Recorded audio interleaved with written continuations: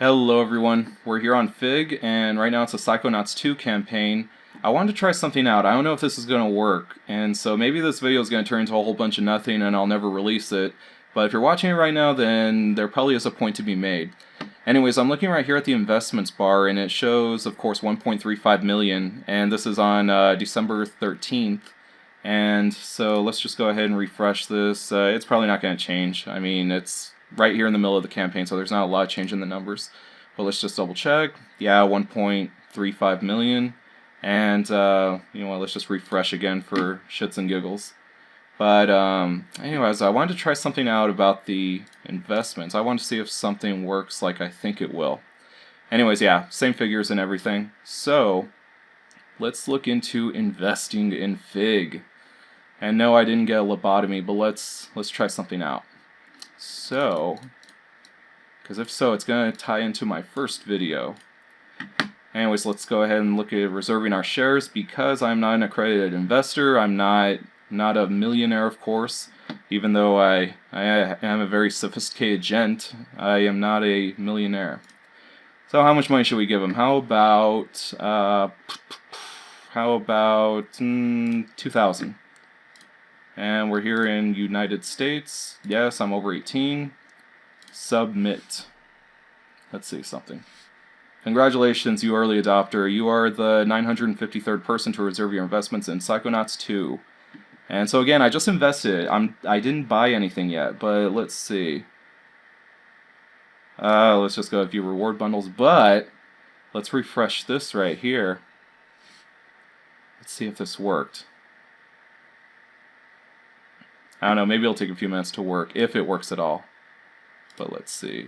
Oh, look at that! Look at that! $1,352,000 invested. It counted my $2,000 investment. Alright, so what's going on here? Well, this video continues our coverage of that new crowdfunding site, Fig. And while they're celebrating the successful funding of Psychonauts 2, I have an important question to ask. Did Psychonauts 2 actually reach its goal? To try to answer that, I made that video you saw in the beginning. That was a test to find out if a pledge from an unaccredited investor counts towards the funding goal. But before we go further, let me back up and do a little review for just a minute. As you guys saw in the last video I made, I explained what accredited investors are. Generally, these are people who make over $200,000 a year or are worth over $1 million. Investment from accredited investors has been around forever. The two previous Fig campaigns had investment open to accredited investors. An unaccredited investor, on the other hand, is a new concept, and it's the reason for Fig's existence. After the Jobs Act was passed last year, people like you and I can invest now. In a nutshell, it's crowdfunding where you might see a return on your investment instead of rewards for backing it. Now, Psychonauts 2 is still open to accredited investors, but it's the first Fig campaign to allow investment from unaccredited investors as well. Well, almost. That part of the campaign has not been approved by the Securities and Exchange Commission yet. So wait, then how was I able to give him $2,000? Well, since it's not approved, the unaccredited investors are not actually pledging at this time. It's a reservation. I didn't give Fig my credit card or even my address. All I needed was a Facebook account, and presto, Psychonauts 2 was $2,000 closer to its goal. And I even tried it right after with $10,000 and it still worked the same as before. In fact, you can see my bump on this chart right there. But counting these reservations as a pledge now can come back to bite them later. The biggest and most obvious issue being that we don't know if all that investment money is ever going to materialize. A lot can change between now and then. Maybe some of those people won't have those funds anymore. Or they think they no longer have to contribute because the campaign already succeeded, of course. But if you don't want to do that, that's fine, because that reservation is completely non-binding on both ends. They can't force me to pay it, and likewise, I can't force them to accept my money. And they might not be able to accept my money anyways. The Securities and Exchange Commission set a limit on how much can be raised from unaccredited investors. And that limit is $1 million! Right now we know Fig has raised $1.7 million, but we don't have a breakdown between accredited and unaccredited investors. So you better hope that at least $700,000 of that figure is coming from accredited investors. If more than $1 million in that investment figure is from unaccredited investors, then that figure is completely false, because by law they cannot accept more than $1 million from them. I don't care about them taking reservations. They could take $1 billion in reservations from unaccredited investors, but it's wrong to report more than $1 million because they can't get any more than that. But who knows, maybe they're not reporting past $1 million. I could be wrong, but I could also be right, and that's a scary thought. Regardless of what happens there, the current funding total still does not reflect the amount they'll actually receive on January 12th when the campaign ends, because they still need to wait for SEC approval before they could even touch those unaccredited investors. Then once the SEC does give them the green light, they have to wait for however much of that money actually comes back. I take issue with that because I think it's a complete bastardization of what crowdfunding is supposed to be.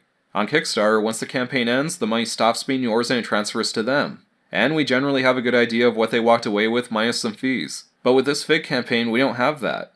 If they don't have the investment figures locked down, how do we even know those other promised amounts are a sure thing? Oh wait, that other 10 million or so is coming from the Cerebellum. Of course, never mind, I got it. Problem solved. The backers deserve transparency so they're not taken by surprise later. You're the crowd part of crowdfunding. So why doesn't Fig protect against this and make you lock in some form of payment? Well, I think the explanation goes back to my first video. They like to include investments in the total because it makes the project look more successful than it's actually performing. But the reality of how well the campaign is doing doesn't matter to them because unless you click on that little question mark, Psychonauts 2 looks like a $3.3 million crowdfunding success right now. Fig gets to play by their own rules on their own site, and before anyone criticizes what I've done, you should understand that I am playing by their rules. My reservation is completely non-binding on both ends, so if I decide I don't want to send them money, they're perfectly fine with that. And they didn't have to report the reservations in the current total amount, but that was their call to make. And as you know, I believe they have their own motivations for doing that. I know that some of you are going to tell me, you're an instigator, you're a dick, you just want to see this fail. A true fan would support this. Oh yeah? Well then why did I buy Psychonauts twice? 3 times if you count Steam. You see, even more than I want to see a Psychonauts 2, I want crowdfunding sites like Fig to be honest. And I'm concerned that that isn't what we're getting here, and that most of their backers are not being made fully aware of what's happening with the funding amounts. I also have a few concerns about the game itself. First off, after watching the trailer, I don't think it even picks up where the first game left off. The first game ended on a cliffhanger when the head of the Psychonauts gets kidnapped. Children, it's an emergency. There's been another kidnapping. I was here the whole time. You saw me. No, this time we know who it is, and that's what scares us. Who was kidnapped? Truman Zanotto, the grand head of the Psychonauts. Dad! Oh, sorry. Spoiler alert.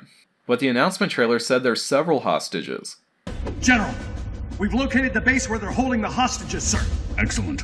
Also, I'm concerned that there's no PS4 physical release. And to be honest, I only supported Shenmue 3 once the PS4 physical copy reward showed up. I know that's trivial, but that sort of thing means a lot to me. The campaign currently just doesn't offer what I want, so I won't contribute towards a copy of the game at this time. Really, I'd rather wait for reviews to come in anyways. And the thing that truly worries me is that we might never see this game on PS4 at all. You see, one of the good things about Fig is that because they're asking for investors, they've given us unprecedented access to all their paperwork, including the entire licensing agreement between Double Fine and Fig Publishing. And buried in that licensing agreement, it specifically says that Double Fine has no obligation to deliver anything other than a PC build. It's possible that they plan to pass it off to another developer to port it to consoles. Or as I fear, maybe not at all. Maybe if they decide there's not enough demand for it. That's all speculation between me, my crystal ball, and you. But if it happens, you heard it here first. So now after all that, we get back to the original question. Did Psychonauts 2 actually reach its goal? The only answer I could come up with is who the hell knows? I don't even think Fig knows. And we might not have a clear answer once the campaign is over either. I wish that I could get into someone's head like a psychonaut and figure out what's going on here. But if that's not possible, I can only work with the information we have right now. I do wish Double Fine and Psychonauts 2 the best of luck. And to their backers, like any crowdfunding campaign, I ask that you please be careful. And that's all I have for today. Thanks for watching, guys. I'll see you next time.